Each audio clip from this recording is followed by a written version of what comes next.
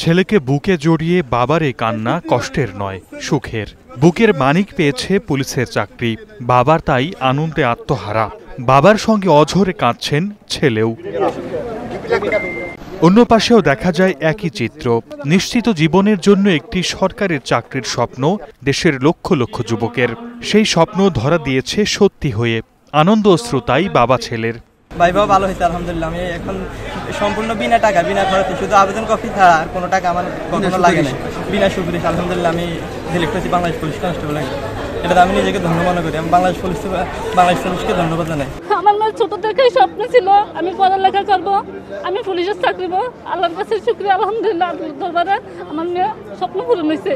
মেধা, যোগ্যতা ও স্বচ্ছতার মাধ্যমে লক্ষ্মীপুরে পুলিশের ট্রেনিং রিক্রুট কনস্টেবল পদে চাকরি পেয়েছেন জেলার ২৪ তরুণ তরুণী।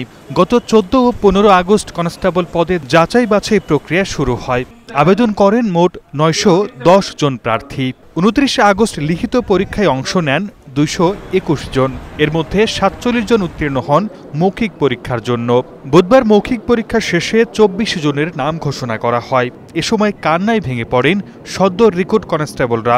চাকরি পাওয়ায় শিক্ষার্থীদের অভিভাবকরা অশ্রুসিক্ত নয়নে জানান ছেলে মেয়েদের নিয়ে সংগ্রামের কথা। এখন আমার ছেলেকে দেশের মানুষের সেবা করার জন্য আমি দান করে দিলাম, এই খুশিতে আমি খুশি। আমি লেখাপড়া করিনি, আমার ছেলে মেয়েদেরকে আমি লেখাপড়া করাইতে আছি, খুব কষ্ট করতে আছি। দুঃখের বিষয় আল্লাহ তাআলা আমার ছেলে চাকরি দিছে, এই খুশির বিষয়, এর চেয়ে আর খুশি হইতে পারে না। পুলিশ সুপার জানান, সম্পূর্ণ নিয়ম মেনে স্বচ্ছতার ভিত্তিতে মেধাবী ও যোগ্যদের মূল্যায়ন করা হয়েছে।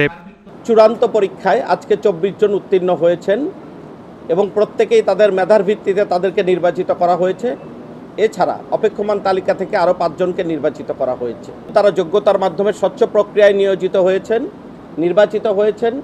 তারা এটার প্রতিদান হিসেবে জনগণের সুফল লাভ করবে, বাংলাদেশ উপকৃত হবে এবং আমাদের জুলাই আন্দোলনের যে স্পিরিট, সেই স্পিরিট ধারণ করে তারা জনগণকে কাঙ্ক্ষিত সেবা প্রদানে সক্ষম হবে। জবাবদিহিতা, স্বচ্ছতা ও ন্যায়সঙ্গত উপায়ে নতুন করে দেশ গড়ার সদ্য রিক্রুট কনস্টেবলরা গুরুত্বপূর্ণ ভূমিকা রাখবে, এমনটাই প্রত্যাশা সবার।